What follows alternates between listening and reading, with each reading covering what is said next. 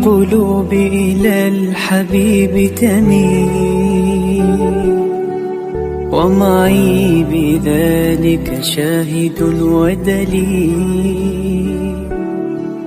أما الدليل إذا ذكرت محمدا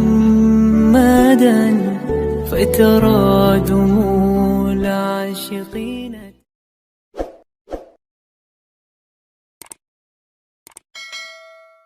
Bismillahirrahmanirrahim. Wal maqalatul hadiyata asyara.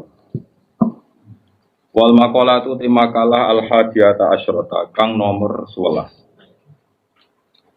Iku anin Nabi sangat Nabi Muhammad sallallahu alaihi wasallam Nabi iku dawuh. As-shalatu imaduddin. As-shalatu ta salat utawa nglakoni salat utawa merjuangno salat. Dipenengno salat. Iku imaduddin iku dadi cagak agama. Kalau balene malih, as-shalatu te nglakoni salat utawa menengi salat utawa mbela-mbelani salat iku imaduddin iku dadi cagak agama. Ai asluhu tegese dasare din. Fakiwa mudini mongko te jejeki agama iku lae ora ana apa kiwa mudini iku ila biha kecuali kelawan salat. Dite nglakoni salat jadi ana salat fasilitasi salat supaya kabeh kama annal beda kaya satemene omah iku layakumu iku ora jumeneng apa bet ora jumeneng illa ala amudi kecuali ngatasi saka-sakane bet faya mongko te salat tahqiqon niku nahkekno wujudno oleh ubudiyati maring sifat kemawulan dengan salat wong ketok kawula tenan sungkepan dening pangeran wa ja'un nanakani li haqqi rububiyati maring hake kepangeranane Allah. Lawa jami'ul ibadati utawi sakabehane pira-pira ibadat iku wasa ilu pira-pira lantaran. Iku wasa ilu pira-pira lantaran ila tahqiqi sirriha maring nahkikno rahasia-rahasiane salat. Terus niki kula terangaken nggih masalah salat imaduddin. Kula niku lami sangat di pikiran niki dan ini pasti benar. Sing darani salat iku nglakoni salat. Ya sing darani salat iki nglakoni salat. Terus kula mulai takbir ngantos salam niku jenenge salat. Kemudian kita ini hidup di dunia nyata. Misalnya kena ramangan iku ora iso salat. Bahwa awak lemes iku ngadeg ora iso apa meneh napa salat. Sehingga ada wasail wong kon mangan ben kuat salat. Kemudian ada wasail lagi. Misalnya gini, ini pengono tenan.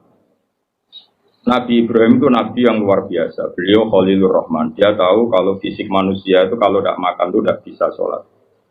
Sehingga beliau itu ngerayu pangeran, ya Allah, Rabbana liyuqimus sholat. Faj'al afidatam minan nasi tahwi ilaihim warsuhum minas samarat. Gusti, yang Mekah, utai pecinta Mekah atau siapa saja yang Islam, ini ku paringi kelar mangan.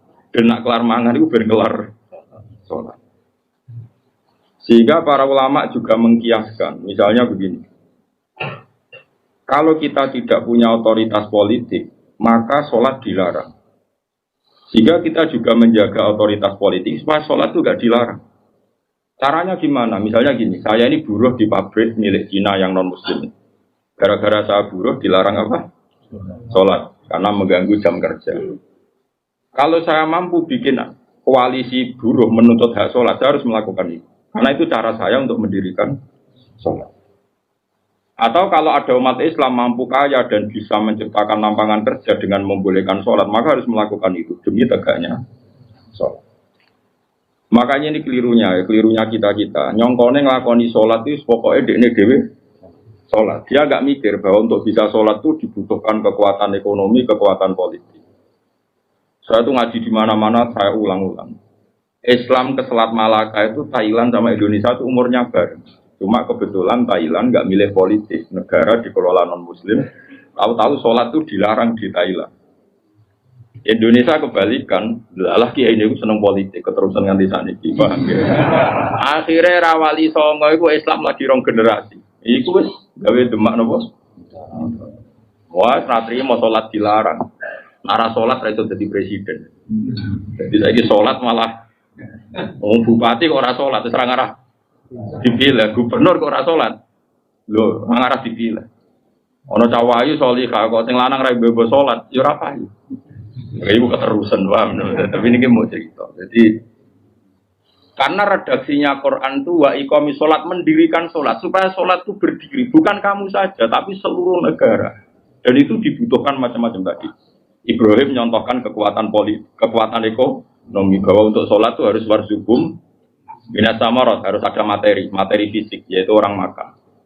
Terus di ayat umum Nabi Muhammad dicontohno ciri utama agama wis menang ku Muhammad wala yumakkinanna lahum dinahumul ladzir tadolahum wala yubaddilannahum min ba'di khaufihim amna. Ciri utama kemenangan Islam Muhammad, nah orang melaksanakan Islam itu tidak ada ketakutan. Disebut wala yumakkinanna dinahumul ladzir tadolahum.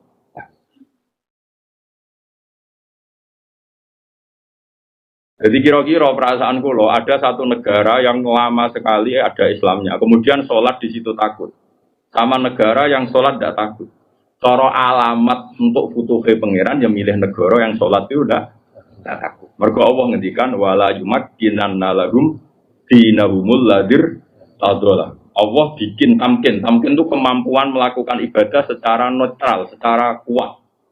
Terus wala yubaddilannahum min ba'di khaufihim amna, dan mereka melakukan ibadah itu merasa aman, tidak merasa takut. Kayak dulu sahabat sholat itu sembunyi-sembunyi. Pada Fatih Mekah sholat terang. Ini penting kalau ingat loh. Jadi sing sufi goblok ya ben mari, ben gelem rontok politik. Sing politik yo mari sholat itu rambut tebar pesona. Jadi sepodo mari ini terus yang waras betok ya ujug ben nanti pikiran.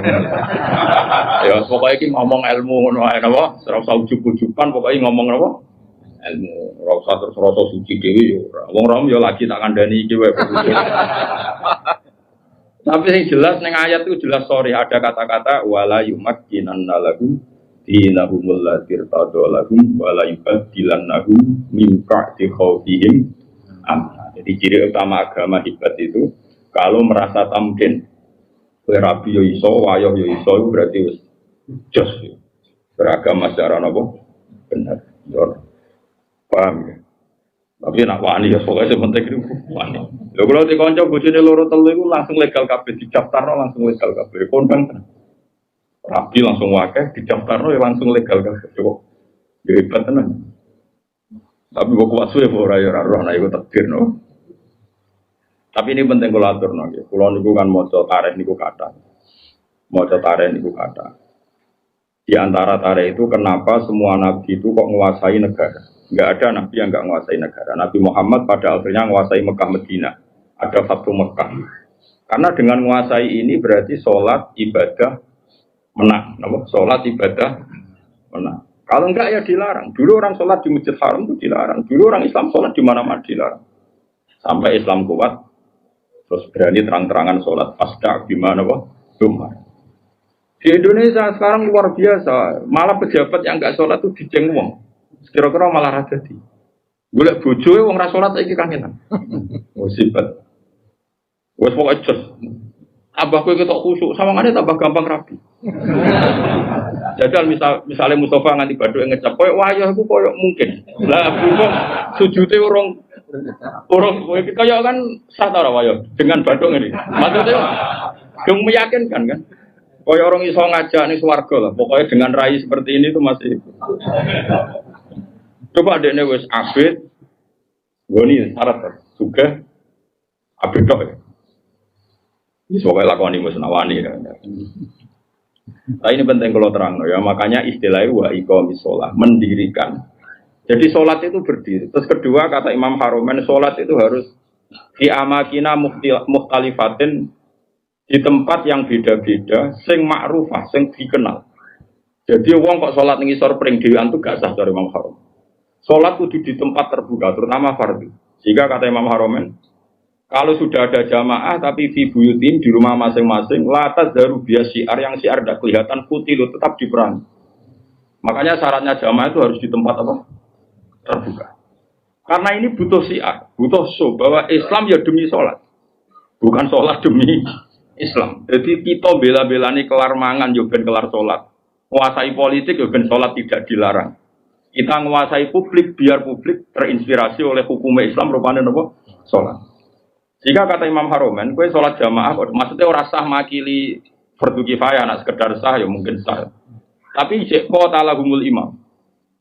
Dan Imam Haromen mensyaratkan fi amakina mukhtalifah di tempat yang beda-beda. Jadi kalau kampung itu besar, di tengah desa harus ada jamaah, di pojok-pojok yang biasa digoni gerduwo itu juga harus ada jamaah. Lo pernah lo di dekat kampung saya itu, jamaah itu satu semuanya di masjid. Saya bilang jangan semuanya di masjid. Itu yang pojok desa itu agak gerduwo. Aku nggak musola di situ. Dibikin. Yo gerduwonya mirip tenang.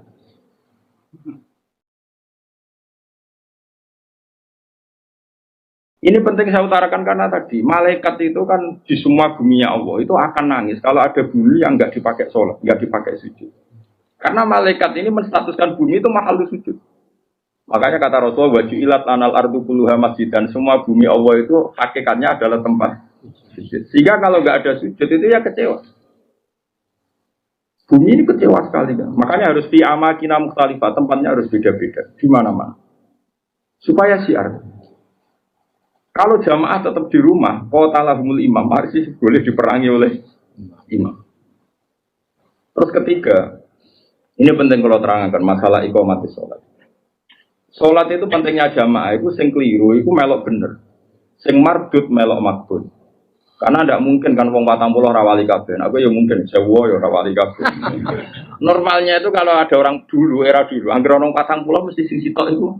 Wali. Kayaknya sekarang 1 juta pun nggak jamin ada apa, nggak ada wali, tapi nggak masalah lah. Mungkin zaman akhir kriteria wali juga nggak seketat zaman dulu mungkin. Masa beda zaman kualifikasinya masih sama. Tapi kira saya kira hampir sebuah nasi ikut ngalor ngidul. Ya ini saya turunkan lah kualifikasinya saya. Sholat itu iso bener itu baru kayak wong akeh. Dulu itu sholat itu kok cacile. Kalau nu gak ada kitab namanya ini disertasinya doktor profesor namanya Ibu Muhammad. Kalau nu kenal sama orangnya dulu pernah ke Sarang. Anak Syekh Rojab. Abahnya itu profesor terus punya anak ya profesor juga. Dia nulis tentang fiqh Imamil Haromen. Kemudian saya pernah ketemu Sarang. Saya beli kitabnya mulai kitab disertasi doktornya sampai dia setelah jadi profesor fikih. Dia ngarang judulnya Fiqh Imamil Haromen. Dia nganalisis cara berfikihnya Imam siapa? Haromen itu gurunya Imam Ghazali. Oh itu lama yang luar biasa betul. Dia itu orang Irak. Mangkel deh, Mekah jadi kota mati mangkel. Mangkel ulama mandi kan. Dia udah pernah Mekah. Mulang itu ngawur-ngawuran. Ngawur wong alim tuh coba apa yang nunggu. Maksudnya ngawur itu panjen bahasa Arabe tenanan itu ismam itu budak itu ora peduli. Mulane tak terjemah ngawur, ora koyo ngawur ora ono biasa. Ya bahasa Arabe tenanan ismam pun mau budak dari kata apa? Sumun, enggak mau tahu. Mulang di Mekah. Dasar wong keramat. Mulang sing ngaji wae, sing kuweteng yo ade. Mulang ada di jalan. Bareng Mekah wis ruame ilmu pindah dari Madinah. Gak terima deh Madinah mati ilmu. Mulane digelar Imam nopo? Haromen. Semenjak itu Mekah Madinah itu ada geliat fikih. Mergo digerakkan oleh Imam siapa? Wah, nak ngodikan wis kuwasa repot jadi Haromen. Kuwara sih. Makanya Imam Ghazali dia sering keras karena didikan guru. Wah, karena jadi Imam Haromen. Ngamuan wong. Itu beliau termasuk yang fatwa jamaah itu tidak cukup di makanin wahid, kudu fi amkinatin mukhtalifah di beberapa tempat yang beda-beda karena semua arduwa nggak boleh dipisahkan dari sujud. Sehingga terus dia untuk gelar nopo imam nopo Haromen. Kalau ada kitab sekitar berapa jilid ya, ada 8 jilid atau 9 jilid yang kitab karangan beliau namanya Nihayatul Matlab fi Riyatul Madhab. Itu kitab Indo. Jadi Imam Ghazali alim gitu itu karena barokahnya dididik Imam siapa? Haromen itu luar biasa. Yang paling saya kenang dari Imam Haromen itu nak ngendikan gua ambek ngamuk. Wis masyhur. Kok menang kalah itu ngamuk. Tapi ngamuk wong alim ya tetep keramat terus. Ben ngamuk ya kuwi dak cilik. Ya apa ya, koyo stres no, modele kamu enak wong alim itu terus koyo mergo rondo. Tapi nang aku wong alim itu duwe napa? Terus dia menulis faedahnya sholat. Jadi perjuangannya Rasulullah kayak begitu sampai jihad, sampai perang supaya sholat itu tegak. Makanya dimulai Nabi Ibrahim ketok nak beliau Nabi betul ngendikane Robbana liyuqimus sholat supaya mereka melakukan sholat. Cobalah karena mereka manusia kasih uang. Kasih makan, karena mereka kalau nggak makan nggak kuat. Robbana liyuqimus sholat. Saya bela-belain mendoakan penduduk Mekah punya uang itu supaya liyuqimus. Berarti pas sholat maksudnya tujuan kita makan adalah ben kelar. Sekarang kan enggak. Ayo sholat sih ben mangane enak. Berarti mangane ku tujuan, sholat ku lan. Innalillahi wa inna ilaihi raji'un. Mulane kita buka Ramadan, niku cara aku hampir mangan sih. Aja sok kusuk ora usah mangan, ben mangan sih ben salate tenang. Ayo salate ben bukane tenang. Berarti kowe bela-belani mangan, salate mau lantaran. Usum dine kene wae. Ora ora wali-wali. Nah delok raine iku durung wali, mergo iku cek salah. Tapi nanti kualifikasinya diturunkan jadi wali supaya gampang jadi apa?